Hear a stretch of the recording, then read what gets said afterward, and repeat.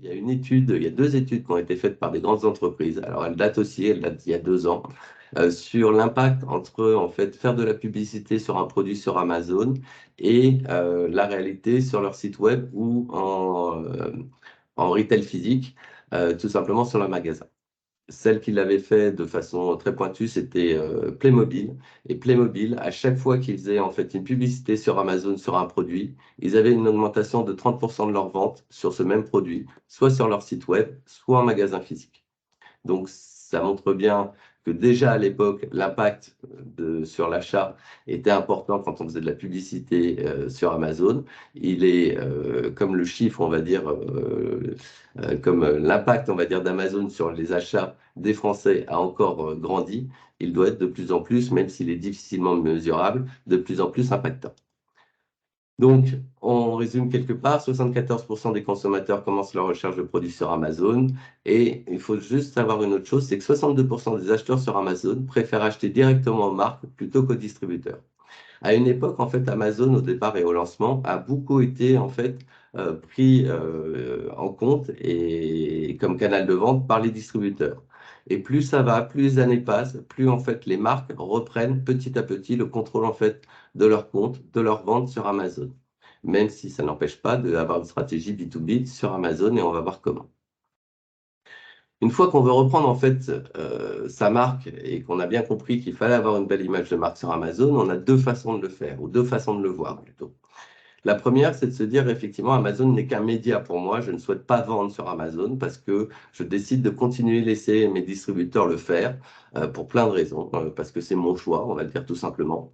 Mais dans ce cas-là, il faut considérer Amazon comme un média à part entière et investir dedans pour effectivement avoir une image de marque qui soit de qualité au travers de tout ce qu'on vient de voir, de tout ce que Zoé nous a présenté comme outil marketing pour effectivement avoir une belle image de marque et faire la différence par rapport à mes compétiteurs.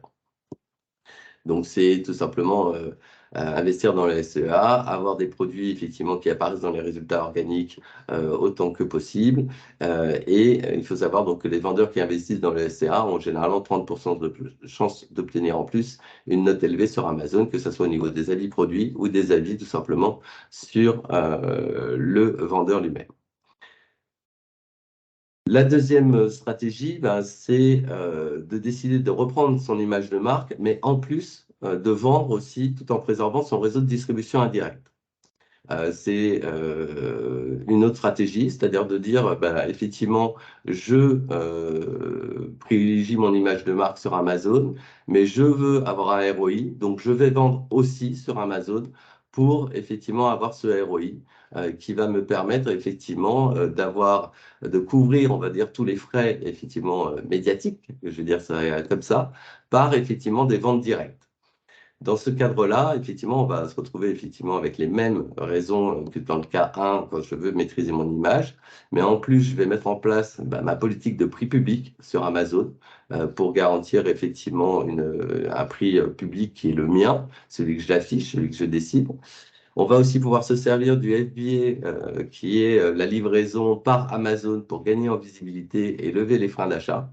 Il faut savoir que effectivement, la livraison par Amazon est aussi privilégiée par les clients à la livraison en fait par ce qu'on appelle le vendeur tiers. C'est-à-dire que globalement, si vous décidez de vendre sur Amazon, vous allez gagner énormément en visibilité et en taux de transformation à partir du moment où vous allez mettre votre stock en stock chez Amazon pour qu'il livre lui-même le client final. Pourquoi? Tout simplement parce que ça fait lever un certain nombre de freins, comme tout simplement la peur de la fraude, la peur de ne pas pouvoir retourner son produit, le manque de confiance dans le vendeur tiers. Ensuite, pardon, ça va avoir aussi un impact tout simplement sur le fait que la livraison elle est gratuite et les retours sont gratuits, ce qui est effectivement un impact aujourd'hui sur le consommateur français, même si on sait qu'en termes de, par contre, éco-responsabilité, les retours sont quelque chose qui n'est pas très très bon pour la planète. Mais voilà, ce n'est pas le sujet du jour. Donc, Alain, je me permets de te couper sur FBA. J'ai un chiffre en tête. D'utiliser et de passer par le service FBA peut aussi faire augmenter vos ventes en moyenne de 36%. C'est un chiffre actuel et qu'on voit sur tous nos utilisateurs de FBA. Donc, c'est un bon levier aussi pour booster les ventes si on souhaite vendre sur Amazon. Et je confirme ce chiffre, non pas parce que j'ai les chiffres Amazon, mais parce que sur mes clients, effectivement, dès qu'on met en FBA, on a tout de suite un gain de visibilité sur les produits. Après, c'est pas le sujet du jour, donc on va pas en parler, mais il y a une stratégie à avoir, effectivement, entre mettre en stock en FBA et livrer par vous-même. Il y a des stratégies qui sont à étudier selon vos cas et votre façon de faire. Voilà. Mais quoi qu'il en soit, effectivement, il est important de maîtriser son image de marque. Et dans ce cadre-là, il y a deux stratégies. Soit je décide effectivement de prendre Amazon juste comme un média, et là je vais investir comme j'investis dans de la pub tout simplement. Et donc c'est un coût, faut être très clair, même si va y avoir des ventes qui vont être faites par vos distributeurs, donc c'est un coût, on va dire, direct qui va avoir un ROI indirect au travers de vos revendeurs. Et à l'inverse, je décide de reprendre le contrôle de mon image de marque et en plus de vendre en direct, tout en préservant effectivement mon réseau de distribution. Et c'est exactement la stratégie qu'a choisie, on va dire, Isis Pharma. Et je vais laisser Ariel en parler, qui en parlera beaucoup mieux que moi. Merci Alain pour l'introduction et cette transition. Donc rapidement, je vais quand même donner un contexte et qui on est chez Isis Pharma. Donc on est un laboratoire de dermocosmétiques familial et français vraiment engagé au service des patients. Notre but, c'est vraiment de nous positionner au service des patients qui souffrent de réelles pathologies cutanées et de nous positionner aussi avec des solutions qui sont à la fois efficaces et qui peuvent entrer dans les protocoles thérapeutiques qu'ils peuvent avoir en fonction de leur prescription dermatologique. Et donc, ça fait plus de 30 ans qu'on étudie les mécanismes naturels de la peau et les dérèglements de la peau pour préserver et restaurer l'équilibre de la peau grâce à des solutions efficaces, respectueuses et surtout qui vont aussi être hyper bien tolérées par les patients parce que souvent, certains médicaments peuvent avoir des effets secondaires. Donc, c'est vraiment sur ce credo, entre guillemets, qu'on va apporter nos solutions. Et donc, nos premiers prescripteurs sont les 14 000 dermatologues qui collaborent avec nous et les 40 000 pharmacies et parapharmacies qui distribuent nos produits dans plus de 80 pays. Voilà, et le business model Isis Pharma, il est un peu intéressant parce qu'on a d'abord commencé à l'export, donc on est d'abord allé sur différents marchés, je pense au Vietnam, à la Jordanie, à des pays comme ça. Et en 2017, on est entré sur le marché français parce que bien qu'on soit français, on n'y était pas encore. Donc, on a décidé évidemment de se mettre sur Amazon dès le commencement de la France, entre guillemets. Et donc, on a commencé sur Amazon Vendor, et on s'est retrouvé au fur et à mesure des années vraiment confrontés à une problématique de prix de vente trop bas sur ce canal versus les prix de vente pratiqués par l'ensemble de nos distributeurs. Donc, on s'est dit, il y a un petit souci, il va falloir qu'on se fasse accompagner de quelqu'un pour tout simplement avoir des prix qui sont plus normaux, entre guillemets, et qui sont surtout décidés par nous. Donc, la bonne stratégie, c'était de vendre en direct plutôt sur Amazon Seller que sur Amazon Vendor, tout en préservant notre réseau de distribution indirecte. Donc, c'est en 2021 que nous faisons la rencontre avec Alain et notamment Trade Booster, enfin deux Trade Boosters et notamment Alain. Et ça nous a permis de trouver la bonne stratégie et vraiment la bonne voie sur laquelle on voulait aller pour notre objectif qui était de avoir des prix qu'on avait décidé nous-mêmes, entre guillemets. Et donc, premièrement, c'est de rester sur Amazon, évidemment, mais plutôt aller sur Seller pour pouvoir continuer à faire connaître notre marque. C'est une évidence. Et également, préserver notre modèle B2B, hyper important, et donc les relations avec nos distributeurs grâce à la maîtrise de nos prix de vente sur Amazon. L'idée, c'était quand même, donc comme c'est noté, de garder une bonne relation avec nos distributeurs parce que, oui, ils distribuent sur Amazon, mais on a aussi des distributeurs en physique sur les marchés locaux. Et donc, c'était l'idée de vraiment avoir une belle collaboration avec eux. Également, utiliser le FBA, vous en parliez, Zoé et Alain, pour ne pas avoir à gérer une logistique B2C. C'était simplement plus simple pour nous. Et développer notre visibilité au travers d'un budget pub maîtrisé, mais constant. T'en parlais, Zoé, je pense aux fiches A+, et à la fiche de marque, par exemple. Tu peux changer de slide, merci. Et donc, les KPI de la visibilité de notre marque, l'idée, c'est pas que j'aille en détail de chaque chiffre, mais ce qui est intéressant, c'est qu'on peut se comparer à la catégorie médiane de la catégorie en question qu'on est en train d'observer ou d'analyser. Donc, si je prends par exemple le taux de conversion ajouté au panier, également la notoriété ou la vue des pages, on voit que déjà d'une année à une autre, on évolue énormément. Et en plus, on est tout le temps au-dessus de la catégorie médiane. Donc, en fait, la stratégie avec Trade Booster, ça nous a vraiment fait gagner grandement en visibilité et surtout en chiffre d'affaires, ce qui est quand même un peu important, tout en contrôlant notre image et encore une fois, contrôler nos prix, ce qui était notre objectif premier. Et donc, comme je le disais, on a vraiment une forte croissance du chiffre d'affaires grâce à cette visibilité pour Isis Pharma. On double chaque année notre chiffre d'affaires sur Amazon Europe. Et tout ça, c'est sans compter les ventes de nos distributeurs. Donc, c'est vraiment une stratégie qui fonctionne pour nous et qui était à la hauteur, en fait, de nos attentes et de notre objectif précis qu'on avait à l'époque, il y a 2 ans, en 2021. Et on garde quand même une politique de prix claire pour nos distributeurs. Donc, nos prix Amazon.fr sont les mêmes prix publics en pharmacie. Et ça, c'est quelque chose qui est crucial pour nous parce que nous, nos clients en pharmacie, en point de vente physique, on leur dit attention, on a une politique de prix hyper fixe et surtout hyper strict.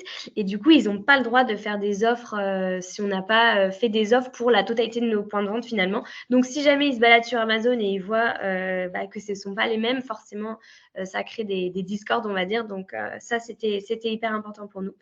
On ne fait jamais de promotion de prix sur nos produits Amazon. Voilà, c'est aussi un choix qu'on a fait.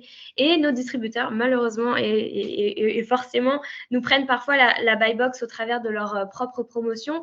Mais ça, c'est quelque chose, malheureusement, on n'a pas d'action en fait pour empêcher ça. Maintenant, ce qu'on peut faire, c'est avoir un espèce de monitoring hyper régulier, presque quotidien, pour voir ce qu'on peut faire quand on se fait shipper la buy box. Merci Ariel. Donc, si je résume un petit peu, juste pour préciser ce que disait Ariel, la stratégie effectivement mise en place par Isis Pharma est donc d'avoir un compte Amazon Seller, d'avoir en fait une vente directe auprès effectivement des acheteurs potentiels sur Amazon, tout en ayant effectivement une très forte politique de prix sans aucune remise pour effectivement rester sur un prix public. Ce qui effectivement a comme petit inconvénient de parfois perdre la buy box effectivement par rapport aux distributeurs qui viennent faire des promotions. Mais globalement, c'est un inconvénient moyen puisque le chiffre d'affaires de toute façon revient quoi qu'il arrive à un moment ou à un autre chez Isis Pharma. C'est juste qu'effectivement, ça permet de moins contrôler effectivement la progression d'Isis Pharma parce que plus Isis Pharma est visible sur Amazon, plus nous avons effectivement des distributeurs qui viennent vendre ou faire des coups, on va dire quelque part, ponctuellement sur Amazon et qui font qu'effectivement, on ne maîtrise pas 100% du chiffre d'affaires finalement fait sur Amazon, même si je pense qu'on en contrôle bien 80%. Mais quelque part, ce n'est pas grave, puisque de toute façon, comme on arrive déjà à faire du x2 pour l'instant chaque année, on peut bien laisser quelques pourcentages qui reviennent de toute façon dans le chiffre d'affaires global d'Isis Pharma. En conclusion, en fait, un petit résumé de ce qu'on vient de se dire, tout simplement. Et si je peux résumer ça en quelques chiffres, parce que pour moi, les chiffres sont toujours beaucoup plus parlants qu'un grand discours. Donc, s'il y a quelque chose à retenir de cette présentation, c'est tout simplement que 88% des acheteurs consultent Internet en magasin physique. Donc, l'omnicanalité, est quelque chose qui est vraiment devenu dans les habitudes des consommateurs français. La deuxième, c'est que Amazon est vraiment devenu, et de très loin, le premier moteur de recherche de produits sur Amazon, avec 74% des consommateurs qui commencent leur recherche sur Amazon. Donc, clairement, ne pas être présent sur Amazon aujourd'hui, c'est comme il y a quelques années si on n'était pas présent sur Google. Ça devient simplement, on devient invisible, on va dire, pour une grande partie des consommateurs. 62% des acheteurs préfèrent acheter directement en marque sur Amazon plutôt qu'à des distributeurs, tout simplement parce qu'effectivement, ils ont plus confiance que dans un distributeur lambda. Donc là aussi, c'est un chiffre qui pour moi est important. Et pour finir, tout simplement, vous avez 37 millions d'acheteurs potentiels sur Amazon. Donc pour moi, ne pas y être et ne pas y être de façon avec des fiches de qualité, avec une image de marque de qualité, avec un storytelling de qualité, pour moi est effectivement quelque chose qui pour moi serait une erreur stratégique. Et il faut tout simplement, pour ne pas rater ces opportunités, il faut se donner les moyens, les compétences pour y arriver, puisque ça ne se fait pas en un clic, contrairement à ce qu'on pourrait penser. C'est un travail, c'est un métier à part entière. C'est un métier qui va être aussi bien du parti SEO, du parti marketing, de l'achat, de la gestion des prix, de la grille tarifaire, des prix planchers. Bon, enfin bref, c'est tout un tas de mécanismes en dehors des propres leviers d'Amazon qui vont permettre effectivement d'avoir cette visibilité, d'avoir cette croissance et d'être plus concurrentiel, on va dire, que tout simplement ses compétiteurs. Mais pour ça, effectivement, il faut se donner les moyens de le faire. Juste par rapport à ça, pour finir, il faut quand même savoir qu'aujourd'hui, Amazon est devenu tellement potentiellement, on va dire, intéressant ou a pris une telle place que même Meta, qui est la maison mère donc d'Amazon et d'Instagram, pas d'Amazon, pardon, de Facebook et d'Instagram, vient de développer une API avec en fait la marketplace Amazon pour que quand effectivement on décide d'acheter en fait sur Instagram ou Facebook, on ouvre automatiquement une mini fenêtre au format Instagram ou Facebook qui est en fait la fiche produit Amazon avec un bouton acheter automatiquement sur Amazon. Donc, eux qui essayent de se battre contre Amazon depuis des années, viennent en fait de développer avec Amazon un partenariat pour que ce soit en fait Amazon qui devienne quelque part la marketplace en fait de leurs propres produits. Inversement, Amazon a développé aussi, ce n'est pas encore en France, mais c'est aux États-Unis, a développé en fait sur ses fiches vendeurs un fil à l'Instagram qui va permettre en fait de mettre des posts au fur et à mesure sur vos propres produits, comme vous le faites aujourd'hui sur Instagram. Les causes à effet entre les deux ne sont peut-être pas très très loin. Donc en fait, il faut savoir que Amazon prend une place de plus en plus prépondérante, que ça soit dans Amazon, sur Amazon ou même en dehors d'Amazon. Et ça, je pense qu'aujourd'hui, dans toute stratégie d'entreprise, il faut absolument le prendre en compte. Donc, soit vous avez les compétences, soit il y a une autre possibilité, bien sûr. Et je vais laisser Zoé en parler, sauf si elle ne veut pas. Tout à fait, pardon. Effectivement, vous avez toujours la possibilité de faire appel à une agence Amazon, comme Trade Booster, avec qui on travaille actuellement. Pourquoi? Parce que Alain l'a très bien dit, c'est pas en un clic qu'on fait tout ce qu'on vous a présenté jusqu'à maintenant. Je pense que Ariel pourra elle aussi en attester. C'est un travail à part entière. Ça prend du temps, ça prend de l'investissement. Aujourd'hui, ce qu'on voit quand on a nos clients qui travaillent avec des agences, c'est qu'ils gagnent 27 jours sur leur lancement de compte seller. Donc 27 jours de plus de vente, ce qui est très important. On voit un écart de croissance aussi assez important entre un seller qui n'est pas accompagné versus un seller qui est accompagné par des agences, plus 15% en moyenne. Ça vous permet d'éviter des erreurs simples, puisque les agences ont en général l'habitude de faire tout ce qui est listing, accompagnement, SEO, médias, etc. D'avoir vraiment une expertise au quotidien et un accompagnement au quotidien pour suivre vos résultats sur Amazon et ne pas dépendre vous-même d'une perte de temps en quelque sorte, puisque ça va vous prendre beaucoup de temps de gérer tout ça. Donc de ne pas avoir besoin de quelqu'un qui s'occupe à temps plein au sein de votre entreprise de seller central et de gérer votre plateforme Amazon. Donc, effectivement, moi, je pousse les vendeurs à se renseigner et à aller voir des agences pour vous permettre vraiment de performer dès votre première année sur Amazon.